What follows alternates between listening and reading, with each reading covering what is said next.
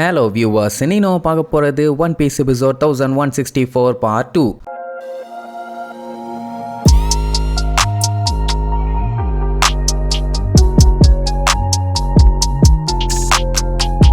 Open பண்ணா போன episode ஆளாளுக்கு ஒவ்வொன்றை பார்க்க போகணும்னு கிளம்புனாங்கல்ல. அதுல லூஃபி, உசோப்பு, ஜோரோ இவங்கெல்லாம் ஒரு பக்கம் போனாங்கல்ல. அவங்கள வத்திக்கிட்டு அந்த பொடி பசங்க வருவானுங்க. இவனுங்க இது ஜெயண்டோட ஐலாண்டு சூப்பரா இருக்குதுன்னு என்ஜாய் பண்ணிட்டு இருப்பானுங்க. ஆனா அந்த பொடி பயலுக வீக்கான ஹியூமன்ஸுங்க, இவங்கள நம்ம கைதிகளா வச்சு விளையாடலாம் அப்படிங்கிற மாதிரி சொல்லுவானுங்களா. ஜோரோ கேட்டுட்டு பேசாம இவனுங்களை நான் வெட்டி தள்ளிட்டுமாப்பான். உசோப்புக்கு சாக்காயிரும், ஏன்னா அந்த லூசு பைய செஞ்சாலும் செஞ்சிருவான். பேசாம இரேண்டா, வந்த இடத்துல வாக்கியா தகராறு இழுத்து விட்டு போயிடாத அப்படின்ட்டு விளையாண்டுக்கிட்டு அங்க மலை மாதிரி ஒன்னு இருக்கும், அது மேல ஏறி நின்னுக்குவானுங்க. அவனுங்க மாட்டிட்டீங்களாமானுங்க. லூஃபி வாங்க நம்ம அடிச்சுக்கலாமா. ரெண்டு குரூப்பும் சண்டை போடலான்னு முடிவு பண்ணிட்டாங்க. சும்மா ஜாலியா தான். உசோப் என்ன சொல்லுவான், இந்த பயலுகள்லாம் ஃபியூச்சர்ல வாரியர்ஸ் தான் ஆக போறாங்க, அவங்க கூட சண்டை போட்டா எனக்கு தான் பெருமை அப்படின்ட்டு மாத்தி மாத்தி லுக் விட்டுட்டு சண்டைக்கு ரெடி ஆகும்போது இடையில ஒரு 3 கேர்ள்ஸுங்க வந்து தடுத்து ஒரு கத்துவாளுங்க அப்படியே பொத்துன்னு விழுந்துருவானுங்க. அவங்க என்ன சொல்லுவாங்க, இந்த மாதிரி ஹியூமன்ஸ் கூட சண்டை போடக்கூடாது, அது மட்டும் இல்லாம அவங்கள வீக்கானவங்கன்னு சொல்லக்கூடாது, இனிமேட்டு இப்படி சொன்னீங்க அவ்வளோதான் அப்படின்னு சொன்ன அடுத்த செகண்டே அங்கேயே முட்டி போட்டு எங்களை மன்னிச்சிருங்க பானுங்க,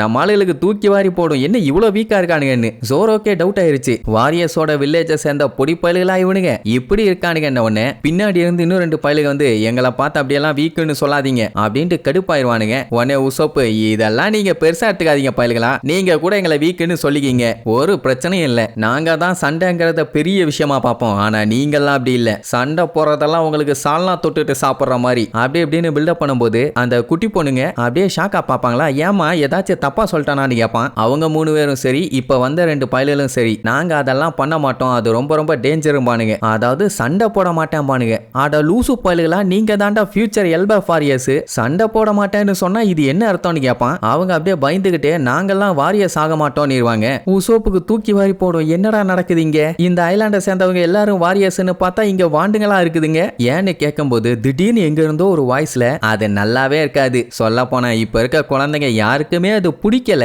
அப்படின்னு ஒரு லேடி வாய்ஸ்ல கேட்கும். நம்ம பல்லுக்கு ஒரே ஷாக்கு, எங்க இருந்து இந்த வாய்ஸ் கேக்குதுன்னு அப்படியே சுத்தி சுத்தி தேடிட்டு இருப்பானுங்க. உடனே உசோப்பு கடுப்பாயி, அது நல்லா இல்லன்னு எப்படி நீங்க சொல்லலாம், நீங்க எல்லாம் வாரியர்ஸ் அப்படி எப்படின்னு கத்துவானா. அப்ப அதுல ஒரு பொடி பையன், நீங்க நின்றுட்டு இருக்க இடம் சரியில்லை, ஒழுங்கா அதுல இருந்து இறங்கிருங்கப்பா. ஏன் என்னாச்சுன்னு கேட்டுட்டு இருக்கும் போது திடீர்னு அந்த இடமே மூவ் ஆகும். இவனும் பயந்து போய் அப்படி இப்படின்னு ஆடிட்டே இருப்பானுங்க. அப்ப நம்ம லூஃபி நிக்க முடியாம தட்டு மாதிரி பின்னாடி ஒரு குழிக்குள்ள போய் விழுந்துருவான். என்னடான்னு பார்த்தா இவ்வளவு நேரம் இவங்க ஏறி நின்னுட்டு இருந்தது மலை இல்ல, ஒரு ஜெயண்ட் மேல. இவ பேரு ரிப்லி, இவ தான் இவ்வளவு நேரம் இவனுகிட்ட பேசிட்டு இருந்தது. அது மட்டும் இல்லாம அந்த வால்ற ஸ்கூல் இருக்குதுல்ல, அதோட பயாலஜி டீச்சர் இவ தான். உடனே உசோப்பு பதறி போய், இவ்வளவு நேரம் ஒரு ஜெயண்ட் மேலையா இருந்தோம், என்னைய மன்னிச்சிருங்கம்மா. ஆமா, அப்படியே நீங்க 500 கிலோ இருந்த மாதிரி, அவ்வளோலாம் நீங்க ஒண்ணு வெயிட் இல்ல, அது மட்டும் இல்லாம அதை நினைச்சு நீங்க கவலை எல்லாம் பட வேண்டாம், எனக்கு ஒரு பிரச்சனை இல்ல நீருவா. அப்போ உசோப்பு இருந்துட்டு, நீங்க பயாலஜி டீச்சர்னா எனக்கு நீங்க ஏன்னு சொல்லி ஆகணும், எதுக்காக அவங்க எல்லாம் வாரியர்ஸ் ஆகக்கூடாதுன்னு சொல்றீங்க, ஏன்னா நான் கற்பனை பண்ணி வச்சிருந்த எல்பாஃப்ல எல்லாருமே வாரியர்ஸ் ஆகணும்னு கனவோட இருப்பாங்கன்னு நினைச்சேன், ஆனா நீங்க சொல்றதை என்னால ஏத்துக்கவே முடியலமா. அவன் என்ன சொல்லுவா,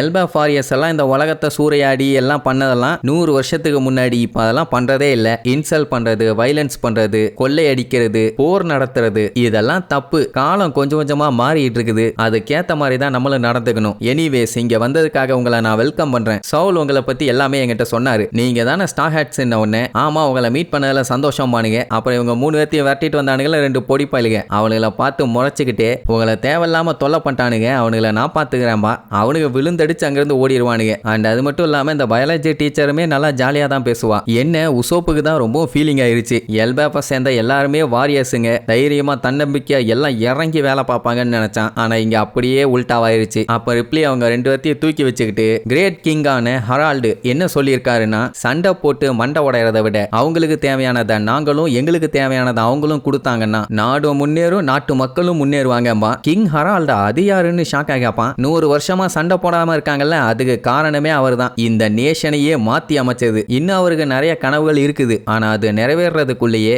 அவரோட பையனே அவரை கொன்னுட்டான். இப்படி பண்ண அவனை எப்படி அடுத்த கிங்கா ஏத்துக்க முடியும்? அதனாலேயே இப்ப இந்த எல்பாஃப் ஒரு ரூலர் இல்லாம அது பாட்டுக்கு ரன் ஆயிட்டு இருக்குது. யாராச்சும் சண்டை போட வந்தாங்கன்னா இவங்களுக்கு பிரச்சனை தான். என்ன எல்லாம் பல்கா இருந்தவன யாரும் பக்கத்துல வர மாட்டேங்கிறாங்க. சரி சரின்ட்டு அந்த ரிப்ளைங்கிறவ அங்க இருக்க குழந்தைங்க கிட்ட நம்ம ஆளுகளுக்கு ஸ்கூலை பூரா சுத்தி காட்ட சொல்லுவா. எல்லாரும் சேர்ந்துக்கிட்டு நான் காட்டுறேன் என் கூட வாங்க என் கூட வாங்கம்பாங்க. அதான் கூப்பிடுறாங்கல்ல போங்கன்னு சொல்லிட்டு உள்ள தூக்கி வீசிடுவா. உசோப் அவ்வளவுதான் சோழி முடிஞ்சுன்னு நினைப்பான். ஏன்னா ஏறி மிதிச்சாங்கன்னா ஒரு எலும்பு கூட தேராது. நல்ல வேலை ஒரு குட்டி பொண்ணு மட்டும் அழகா அவனை வெளியில கொண்டு வந்து காப்பாத்திடுவா. அப்போ லூஃபியை பார்த்து நீ என்ன இப்படி இருக்க, அந்த வெள்ளை கலர் ஃபார்ம்ல இருப்பேன்னு நினைச்சேன் அப்படிங்கிற மாதிரி கேட்பான். அது என்னோட ஃப்ரீ ஃபார்ம், சண்டைன்னு வந்தாதான் மண்டையை உடைக்கிறதுக்காக அந்த ஃபார்முக்கு நான் மாறுவேன்பான். ஓ அப்படியான்னு சொல்லி ஜாலியா பேசிட்டு இருப்பாங்க. என்னன்னா எல்பேஃபோட லாஸ்ட் வாரியர்ஸ் இவங்க தானாமா. இதுக்கப்புறம் வரவங்க எல்லாம் சண்டை பொண்ணுன்னு நினைக்க மாட்டாங்க, வாழணும்னு நினைப்பாங்கிற மாதிரி சொல்லிட்டு இருப்பான். அப்ப அங்க இருக்க ஒரு குட்டி பொண்ணு லூஃபியை என்கிட்ட கொடுங்க நாங்க போய் சுத்தி காட்டுறோம் அப்படின்னு உடனே அவளும் கொடுத்துருவா. அவனை தூக்கிட்டு ஜாலியா கிளம்பிடுவாங்க. அதே நேரம் சாலு மிச்சவங்க எல்லாத்தையும் கூட்டு போயிட்டு இருப்பானா.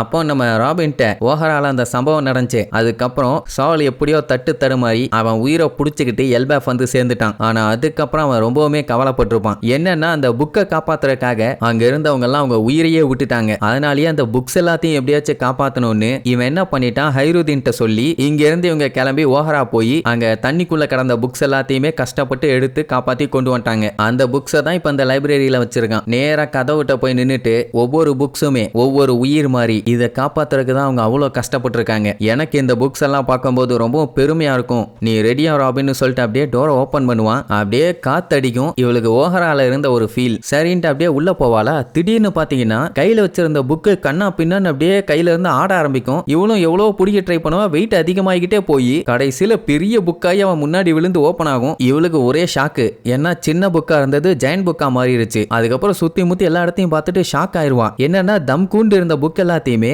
இப்போ பெரிய சைஸுக்கு மாத்தி வச்சிருக்கான். வேற ஒன்றும் இல்லை, இந்த லைப்ரரிக்குள்ள எந்த புக்கை கொண்டு வந்தாலும் அது பெரிய சைஸுக்கு மாறிடும். இந்த புக்கை தானே 22 வருஷத்துக்கு முன்னாடி காப்பாற்ற அவ்வளோ கஷ்டப்பட்டாங்க. அதனாலேயே ஒரு புக்கு விடாம முக்குன்னு முக்கி தேடி கடைசி புக்கு வரைக்கும் கலெக்ட் பண்ணி கொண்டு வந்து வச்சுட்டான். இதை பார்த்தோன்னா ராபினுக்கு அப்படியே ஆனந்த கண்ணீரே வரும். தேம்பி அழ ஆரம்பிச்சிருவா. மறுபடியும் அவளுக்கு பழைய ஞாபகங்கள் வரும். அதாவது கடைசியா ஓஹரால இருக்கும்போது அந்த லைப்ரரியை மொத்தமா எரிஞ்சுக்கிட்டு இருக்கதை பார்த்தா எல்லாரும் அவ்வளோ கஷ்டப்பட்டு ஒரு புக்கு கூட எரிஞ்சிடக்கூடாதுன்னு ஜன்னல் வழியா தூக்கி வீசியிருப்பாங்க. முடிஞ்ச அளவுக்கு புக்ஸ் எல்லாத்தையும் காப்பாற்றணும்னு. இது எல்லாத்தையுமே சாவலுமே யோசிச்சு பார்த்துட்டு அழ ஆரம்பிச்சிருவான். ஆனா எப்படியோ கஷ்டப்பட்டு ராபின்ட்ட கடைசியில கொண்டு வந்து சேர்த்திட்டான்னு வைங்க. ஸோ இப்படி இங்க போயிட்டு இருக்கோம். அப்படியே அங்க கட் பண்ணி அண்டர் வேர்ல்டுல இருக்க அந்த லோக்கி பையில காட்டுறாங்க. அவன் பாத்தீங்கன்னா யார்ட்டையோ பேசிட்டு இருக்கான். அதுவும் டிரான்ஸ்போர்ட்டர் ஸ்டைல்ல. ஏதோ இவன் கூட பேசினா அவனுக்கு கொஞ்சம் டைம் பாஸ் ஆகும். இதுல காமெடி என்னன்னா இவன் அவன் பார்த்ததில்ல, அவனை இவன் பார்த்ததில்ல. ஆனா ரொம்ப நாளா ரெண்டு பேரும் பேசிட்டு இருக்கானுங்க. ஆப்போசிட்ல பேசிட்டு இருக்கவனும் எங்கேயோ மாட்டிட்டு இருக்கான் போல. உடனே லோக்கி இருந்துட்டு நான் மட்டும் இதுல இருந்து தப்பிச்சேன்னா எல்லாத்தையுமே கொன்றுவேன் பான.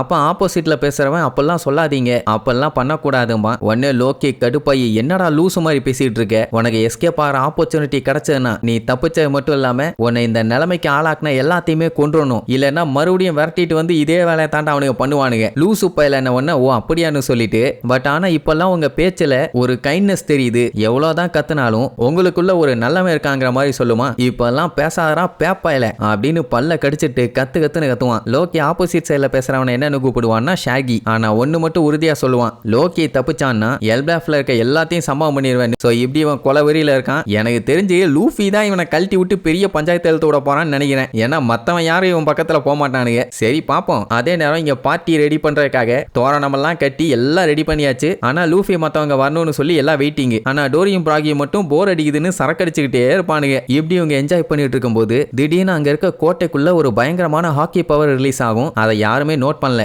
என்னடான்னு அப்படியே ஜூம் இன் பண்ணி காட்டுறாங்க. யாரோ ஒரு 2 பேரு டெலிபோர்ட் ஆகி இங்க வந்திருக்காங்க. எல்டர்ஸ் டெலிபோர்ட் ஆகி எகட் ஐலாண்டுக்கு வந்தாங்கல்ல அந்த மாதிரி. இனி இதுக்கப்புறம் இவங்க என்னென்னலாம் பஞ்சாயத்து இழுத்து வைக்க போறாங்கன்னு அடுத்த எபிசோட்ல பார்க்கலாம். டடா.